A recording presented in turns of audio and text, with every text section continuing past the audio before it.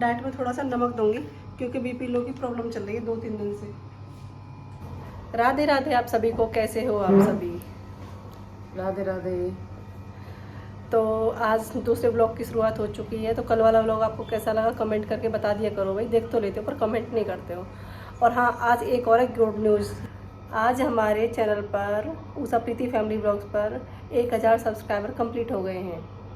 तो ये अच्छी बात है, खुशी की बात है कि 1000 सब्सक्राइबर कंप्लीट हो गए और आज सुबह सुबह ही ये गुड न्यूज़ देखने को मिली हमें।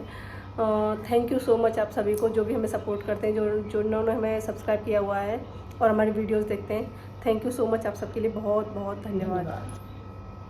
अब देखो यहाँ पे पापा क्या कर रहे हैं। पापा जग रहे हैं और अभी इनको डाइट लग गई। तो कभी कभी इनको बहुत ज़्यादा सक्शन आता है, तो अभी दीदी ने सक्शन किया था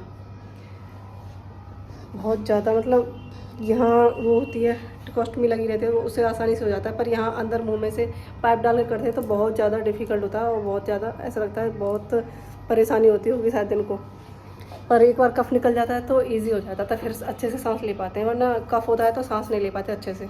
अब डाइट का टाइम हो गया है पर थोड़ी लेट है क्योंकि अभी इनकी सफाई करी है पापा ना, फ्रेश हो गए थे थोड़ी देर पहले, तो इनकी सफाई करने में लगे हुए थे, तो इस वजह से 15 मिनट लेट हो गए।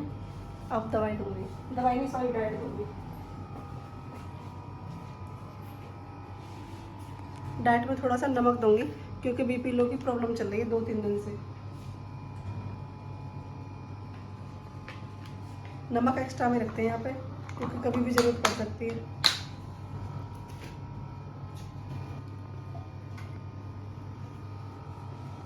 अब तो सो रहे हैं।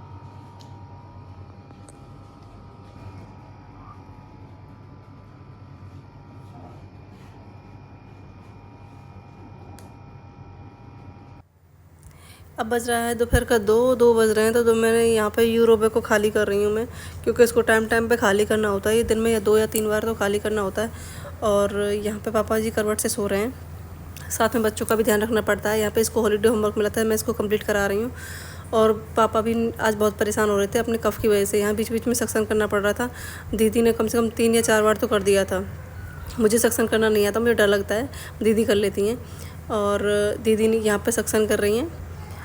और पापा जी को टैबलेट होती है जो वो भी दी थी, और पीछे से जो पीठ को थप थप करना होता है वो भी कर रहे थे। और मतलब सब कुछ करके देख लिया, बिठा के देख लिया इनको, पर इनको बहुत ज़्यादा कफ हो रहा था।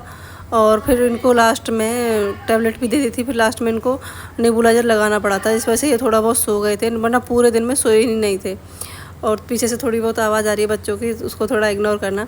यहाँ पे मम्मी बैठी हुई देख रही हैं कि नेबुलाइजर लगा रही हैं। और इतना परेशान हो गए थे आज पूरे दिन में कि पूछो ही मत, मतलब जब खांसते हैं ना तो इनको आंसू आते हैं आंखों में से, और इतने परेशान, जब इनको ज़्यादा कफ होता है तो देखा भी नहीं जाता, इतने परेशान हो जाते हैं। और थम्पिंग करते हैं, जैसे बैक पे थप करना होता है, उससे भी कुछ आराम नहीं मिला। अब बज रहे हैं शाम के 6, मैं जा रही हूँ ऊपर डाइट तैयार करने। हर 2 घंटे पर ऊपर जाना होता है।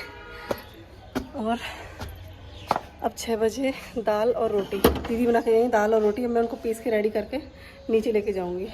मतलब ऊपर नीचे चढ़ने में ना हालत टाइट हो जाती है हर 2 घंटे में। ये है दाल, लौकी और टमाटर, रोटी। तो फिर पीस के पेस्ट बना लूँगी। शायद ठंडा हो गया कि नहीं हुआ देखो, अभी गर्म है थोड़ी थोड़ी। यहाँ पे ये वाला फैन चलाया हुआ है और यहाँ पे डाइट ठंडी करके और मैं लगी हुई हूँ पीसने में। डाइट पीस कर लिए मैंने रेडी, और लेके चलते हैं नीचे। देखो अब तो ना रखो ना, अब ना रहा, अब तो सही बैठे हैं। बैठ के नीचे चलेगा वो ना। देखिए देखो मम्मी बैठी है, मम्मी से बात करो, मम्मी से करो बात, बोलो मम्मी से बतरा ले करो पापा, बोलो।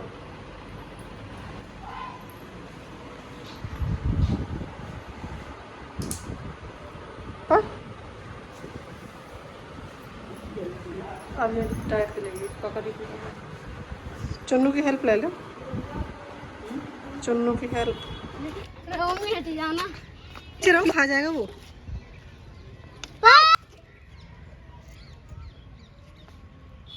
देखना कितने सारे मंकी हैं।